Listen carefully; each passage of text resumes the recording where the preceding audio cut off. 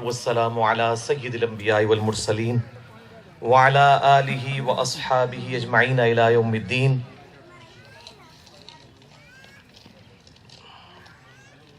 میرے بھائیوں اور بہنوں، الحمدللہ آج 23 مارچ 2018 یوم پاکستان ہے، اور اس اعتبار سے سب سے پہلے تو میں اللہ کے حضور دعا کروں گا کہ اللہ تعالی ہمارے اس ملک پاکستان کی حفاظت فرمائے، اسے اندرونی اور بیرونی خطرات سے محفوظ فرمائے، اور جو اسلام کے نام پر یہ ملک حاصل کیا گیا، ہمیں صحیح معنوں میں اسلام کے نظام کو یہاں پر رائج کرنے کی توفیق عطا فرمائے، آمین۔ میرے بھائیو، آج میرے لیے یہ اعزاز کی بات ہے کہ تنظیم مغلیہ جہلم کی طرف سے، جو کہ ایک نان پولیٹیکل سٹیج ہے، قرآن و سنت کی روشنی میں مجھے ایک 15 منٹ کے لیے ٹاپک دیا گیا، اور اس کا نام ہے پہچان اور اس کی امپورٹنس کیا ہے۔ اس پہ میں انشاءاللہ تعالی تھوڑی گفتگو کروں گا، اور گفتگو سے پہلے میں تنظیم مغلیہ جہلم کا شکر گزار ہوں کہ انہوں نے اس اعتبار سے یہ پروگرام ارینج کیا، اور اس میں یہ سیگمنٹ بھی رکھا کہ قرآن و سنت کی روشنی میں پہچان کی امپورٹنس لوگوں کے سامنے رکھی جائے۔ اللہ تبارک و تعالیٰ قرآن حکیم میں ارشاد فرماتا ہے، سورۃ الحجرات میں پارہ نمبر 26 کے اندر آیت نمبر 13 ہے، اعوذ باللہ من الشیطان الرجیم، بسم اللہ الرحمن الرحیم، یا ایہا الناس انا خلقناکم من ذکر و انثی، اے لوگو ہم نے تمہیں ایک مرد اور ایک عورت سے پیدا کیا، یعنی سیدنا آدم علیہ السلام اور اماں حوا سلام اللہ علیہا سے، وجعلناکم شعوبا وقبائل، اور پھر تمہیں برادریوں میں اور قبیلوں میں بانٹ دیا، لیتعارفوا، تاکہ تمہاری پہچان ہو سکے۔ یعنی یہ قبیلوں کا مقصد ایک دوسرے پر برتری جتانا نہیں، بلکہ پہچان ہے۔ ان اکرمکم عند اللہ اتقاکم، بے شک اللہ کے حضور تم میں عزت والا وہ ہے جس میں خدا شناسی ہے، اللہ سے ڈرنے والا ہے، تقوی اختیار کرنے والا ہے۔ ان اللہ علیم خبیر، بے شک اللہ تعالی علم والا ہے، خبر رکھنے والا ہے۔ اس آیت سے میرے بھائیوں اور بہنوں دو رزلٹ نکلے۔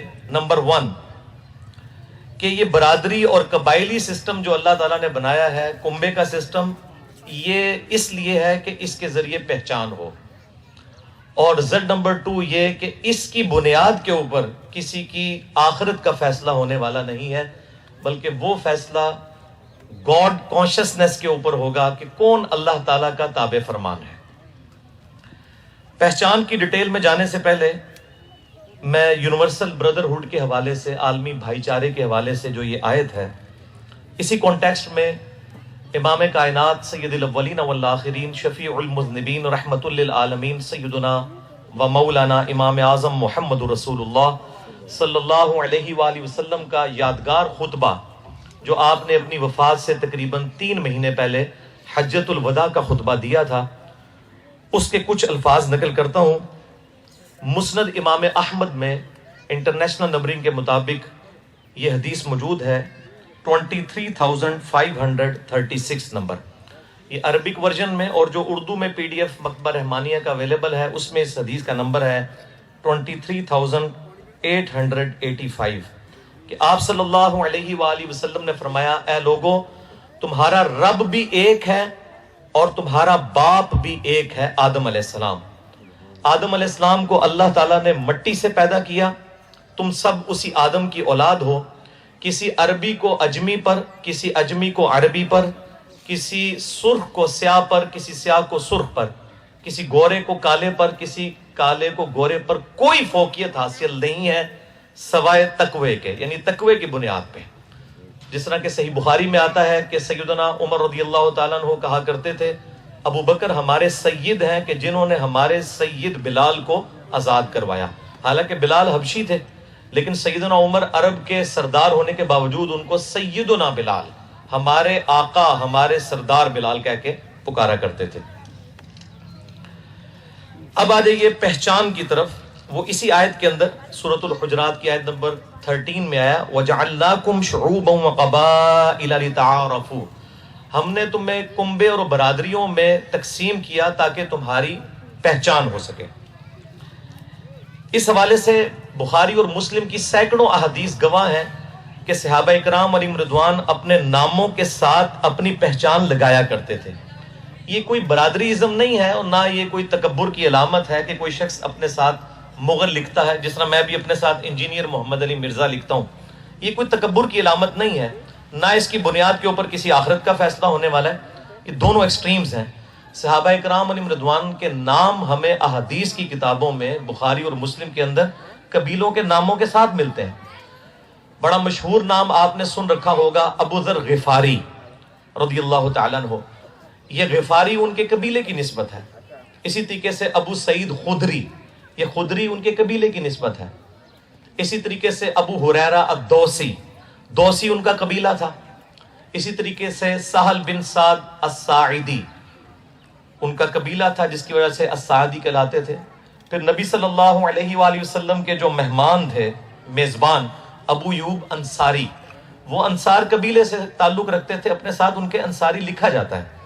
تو اس حوالے سے پہچان کوئی بری چیز نہیں ہے، لیکن ہمارے سب کانٹیننٹ کے اندر خصوصاً پہچان کے حوالے سے لوگوں نے اپنی پہچان کو بدلا بھی وقت کے ساتھ ساتھ، اور اس میں سب سے مظلوم طبقہ جو ہے وہ خاندان مغلیہ کا ہے۔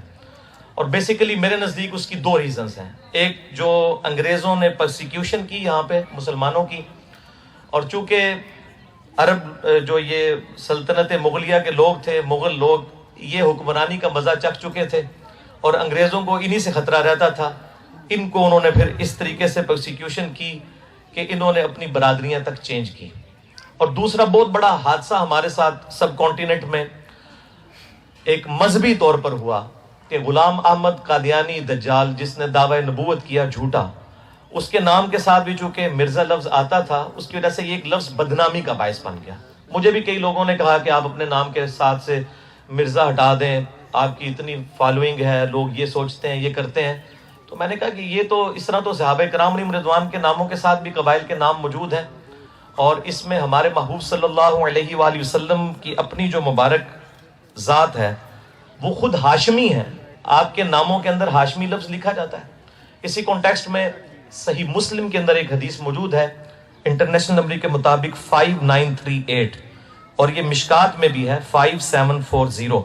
آپ صلی اللہ علیہ وآلہ وسلم نے فرمایا اللہ تعالیٰ نے اولاد اسماعیل علیہ السلام کو عزت دی، پھر اسماعیل علیہ السلام کی اولاد میں سے بنو کنانہ کو، اور پھر بنو کنانہ میں سے بنو قریش کو، اور اس میں سے بنو ہاشم کو، یعنی ان سارے خاندانوں میں بنو ہاشم کو اللہ تعالیٰ نے عزت دی اور مجھے ان میں مبعوث کیا۔ لیکن سائملٹینیس کنٹراسٹ یہ ہے کہ اس امت کا بدبخت ترین شخص ابو لہب، جس کے بارے میں قرآن کی پوری سورت ہے تبت یدا ابی لہب و تب، جس کو اللہ تعالیٰ نے قرآن حکیم میں اتنے سخت الفاظ کے ساتھ یاد کیا ہے کہ ابو جہل کے بارے میں بھی وہ الفاظ قرآن میں نہیں آئے، وہ بھی ہاشمی تھا۔ اب کوئی کہے جی وہ ہاشمی خاندان ہی بدنام ہو گیا ہے، ابو لہب چونکہ ہاشمی تھا اس لیے نعوذ باللہ نبی صلی اللہ علیہ وآلہ وسلم کو ہم ہاشمی کہنا چھوڑ دیں، تو یہ بالکل غلط ہے۔ یہ میں نے لاجیکل آنسر دیا ہے۔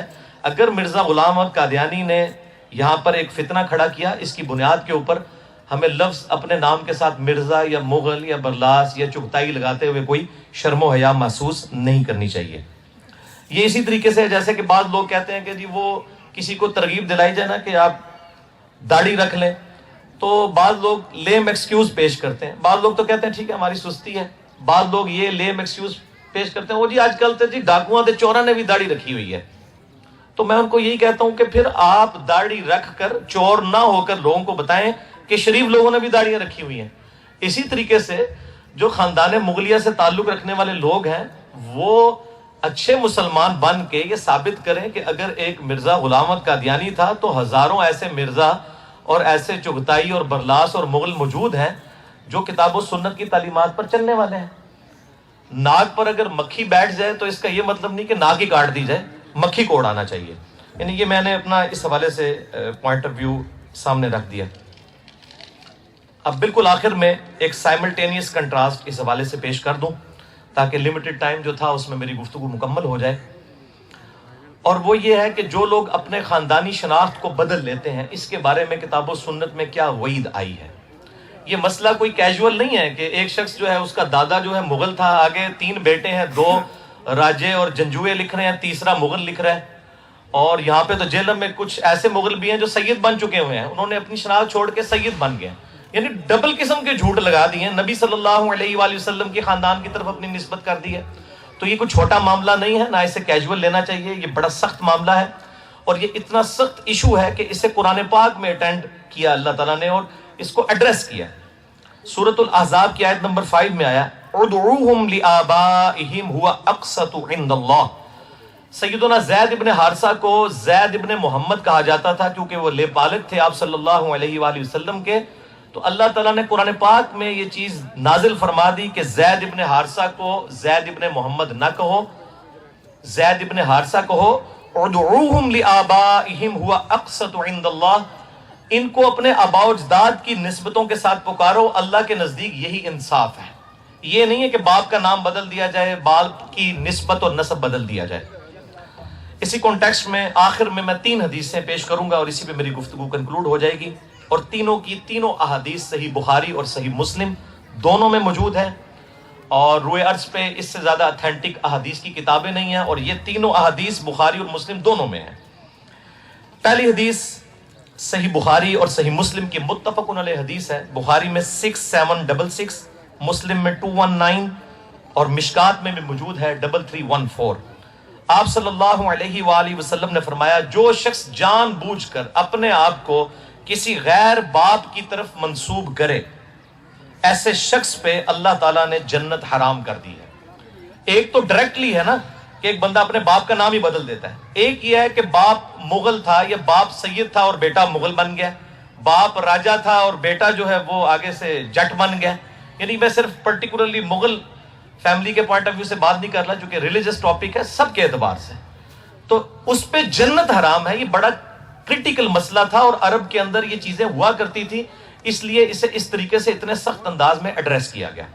دوسری حدیث بھی بخاری اور مسلم دونوں میں ہے. بخاری میں 6768, صحیح مسلم میں 218 ہے, مشکات میں بھی موجود ہے 3315 کہ آپ صلی اللہ علیہ وآلہ وسلم نے فرمایا اپنے آباء و اجداد کے نسب سے روگردانی مت کرو. روگردانی نسب کے ساتھ, ایک تو یہ نا کہ ہمارے آباء و اجداد میں سے کسی نے الٹے کام کیے تو اب ان کو تو ہم ڈیفینڈ کرنے کے لیے تیار نہیں ہیں. نسب سے تو روگردانی نہیں ہو سکتی. آپ دیکھیں کہ ہمارے خلفاء میں سے کتنے نام ہیں ان کے باپ کافر تھے لیکن آج ہم ان کے نام ان کے کافر باپوں کے نام کے ساتھ پکارتے ہیں. سیدنا عمر ابن خطاب, خطاب پکا کافر تھا لیکن ہم نام پورا لیتے ہیں سیدنا عمر ابن خطاب.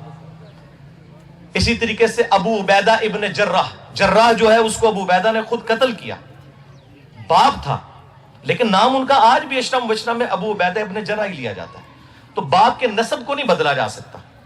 تو اس حدیث کے اندر آتا ہے کہ اپنے آباء و اجداد کے نسب سے روگردانی مت کرو. جس نے اپنے آباء و اجداد کے نسب سے روگردانی کی اس نے کفر کیا, یعنی کفران نعمت کے طور پہ یہ اللہ کی ناشکری ہے. کفر کا معنی ناشکری کے معنوں میں یہاں پہ استعمال ہوا ہے. اور تیسری اور آخری حدیث بھی بخاری اور مسلم دونوں میں ہے. بخاری میں 1870, مسلم میں 3327 اور مشکات میں بھی موجود ہے 2728. سیدنا مولا علی رضی اللہ تعالیٰ عنہ علیہ السلام سے کسی نے پوچھا کہ آپ نبی صلی اللہ علیہ وآلہ وسلم کے اتنے قریبی ہیں, کیا آپ کو نبی صلی اللہ علیہ وآلہ وسلم نے کوئی خاص ایسے علوم سکھائے جو باقیوں کو نہیں سکھائے؟ تو انہوں نے فرمایا کہ نبی صلی اللہ علیہ وآلہ وسلم نے ہمیں قرآن ہی دیا ہے جو باقی امت کو دیا.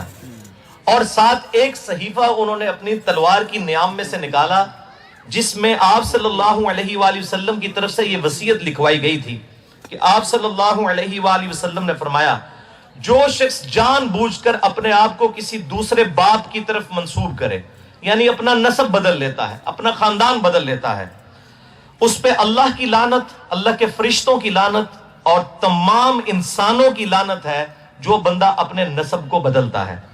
اور اس کے اگلے الفاظ اس سے بھی زیادہ خطرناک ہیں کہ آپ صلی اللہ علیہ وآلہ وسلم فرماتے ہیں قیامت والے دن اللہ تعالیٰ ایسے نسب بدلنے والے شخص کہ نہ تو فرض قبول کرے گا اور نہ نفل قبول کرے گا، وَلِعَوْذُ بِاللَّهِ تعالیٰ۔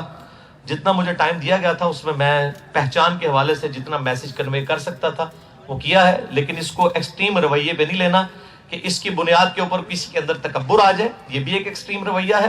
اور دوسرا یہ ہے کہ کوئی اس سے اتنی شرمندگی محسوس کرے کہ وہ اپنا نسب ہی بدل دے یا اپنے نام کے ساتھ لگانے میں اس کو تکبر خیال کرے یا شرمندگی خیال کرے۔ صحابہ کرام اپنے ناموں کے ساتھ قبیلوں کے نام لگایا کرتے تھے، اور میں اینڈ پہ مبارکباد دوں گا ندیم بھائی کو اور باقی جتنے بھی منتظمین ہیں کہ انہوں نے اس حوالے سے ایک بڑی پازیٹیو کوشش کی ہے، اور یہ بھی ایک پہلو تھا۔ اور سب سے بڑی کوشش یہ ہے کہ ایک نان پولیٹیکل یہ سٹیج ہے، اور میری خواہش بھی یہ ہے کہ اس کو نان پولیٹیکل ہی رہنے دیجیے گا، تاکہ ہر بندے کی ایفیلیشن ہے مختلف جماعتوں کے ساتھ، تو پاکستان تو ہم سب کا ہے، اور میں تو کسی کو بھی غدار وطن نہیں کہتا، کسی بھی جماعت کے کسی بھی لیڈر کو، نہ میری یہ مزاج ہے۔ غلطیوں کو ضرور ہائی لائٹ کریں، پازیٹیو چیزوں کی جو ہے وہ قدر کریں، اور غلطیوں کو احسن طریقے سے ایڈریس کرنے کی کوشش کریں۔ اللہ تعالیٰ سے دعا ہے جو حق بات میں نے کہی اللہ تعالیٰ ہمارے دلوں میں راسخ فرمائے۔ اگر جذبات میں میرے منہ سے کوئی غلط بات نکل گئی تو اللہ تعالیٰ ہمارے دلوں سے محو کر کے معاف بھی فرما دے، ہمیں کتاب و سنت کی تعلیمات پر عمل کرنے کی توفیق عطا فرمائے۔ اینڈ پہ دروشی پڑھ لیجئے، اللہم صلی علی محمد وعلی آل محمد کما صلیت علی ابراہیم وعلی آل ابراہیم انک حمید مجید، اللہم بارک علی محمد وعلی آل محمد کما بارکت علی ابراہیم وعلی آل ابراہیم انک حمید مجید، وما علینا الا البلاغ المبین۔ پانی صاف ہے نا؟